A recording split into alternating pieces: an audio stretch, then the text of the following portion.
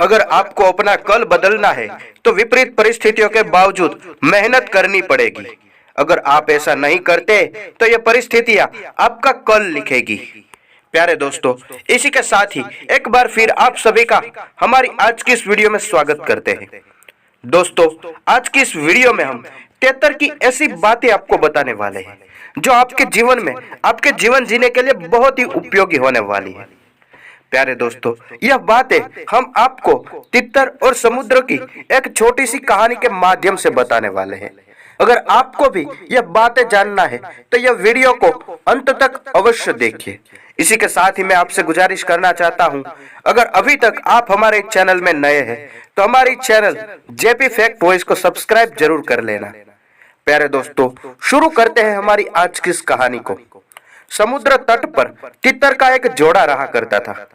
अंडा देने से पहले तितर ने तितरी को एक सुरक्षित स्थान ढूंढने के लिए कहा। उसे भय था कि समुद्र उसके अंडे को बहा लेगा।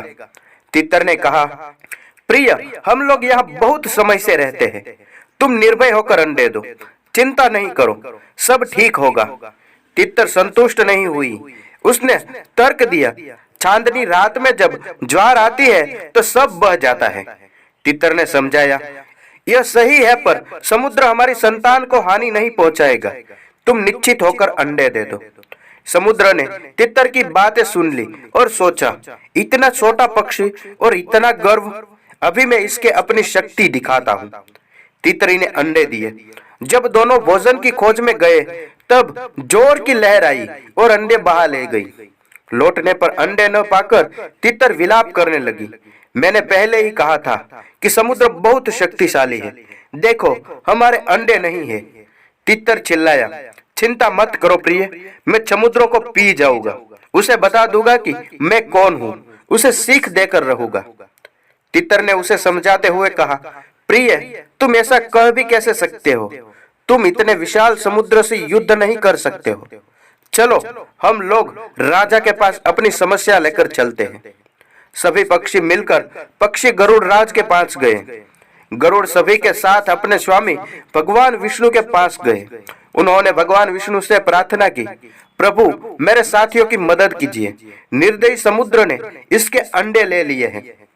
भगवान विष्णु पक्षियों के साथ समुद्र के पास गए और समुद्र को पुकारा, ओ निर्दयी समुद्र, पक्षियों को उनके अंडे वापस दे दो, अन्यथा मैं यज्ञास्त्र से तुम्हें सोख डालूंगा। साक्षात भगवान विष्णु को आया देखकर समुद्र ने हाथ जोड़कर कहा, मुझे क्षमा करे प्रभु, मुझे सुखाए मत, मैं अंडे वापस कर दूंगा। और उसने तितरी और तितर के अंडे वापस कर दिए। प्यारे दोस्तों, इसलिए ही कहा जाता है, शत्रु की शक्ति को समझकर ही युद्ध करना चाहिए, क्योंकि उसका परिणाम भी बहुत ही कठिन आता है। इस कहानी से सीखने वाली बात यह है कि समझदार इंसान वह नहीं है जो ईंट का जवाब पत्थर से देता है, बल्कि समझदार इंसान वह है जो फेंके गए ईंट से आशिया बना लेता है। दोस्तों, लोग चाहते हैं कि आप बेहतर करें, लेकिन वह कभी नहीं चाहते कि आप उनसे भी बेहतर करें। तीसरी बात यह है कि निंदा से घबराकर अपने जीवन लक्ष्य को कभी न छोड़े, क्योंकि लक्ष्य को हासिल करते ही निंदा करने वाले भी राय अक्सर बदल जाती है। चौथी बात यह है कि कष्ट और विपत्ति मनुष्य को शिक्षा देने वाले श्रेष्ठ गुण है। जो साहस के साथ उनका सामना करते हैं वह विजयी होते हैं।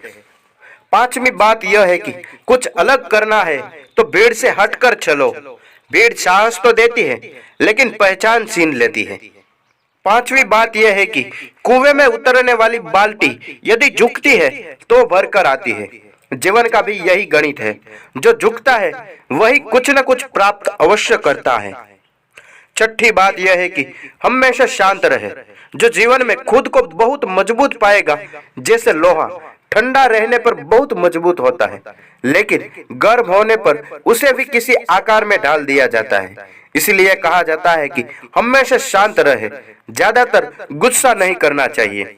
और सातवीं बात यह है कि दुख का एक मुख्य कारण है स्वयं की तुलना किसी दूसरे से करना। यदि पर आप अपने अच्छे गुणों को भी अपनी कमजोरी समझते हैं, जो आपके आत्मविश्वास को भी गिरा देती है। इसीलिए कहा जाता है कि अपने अच्छे गुणों को कभी अपनी कमजोरी नहीं समझना चाहिए, इससे अपना आत्मविश्वास गिर सकता है। प्यारे दोस्तों, ये थे हमारे 7 अनमोल विचार जो आज की इस वीडियो के माध्यम से आपने देखा है। आपको ये कैसा लगा हमें कमेंट के जरिए अवश्य बताइए।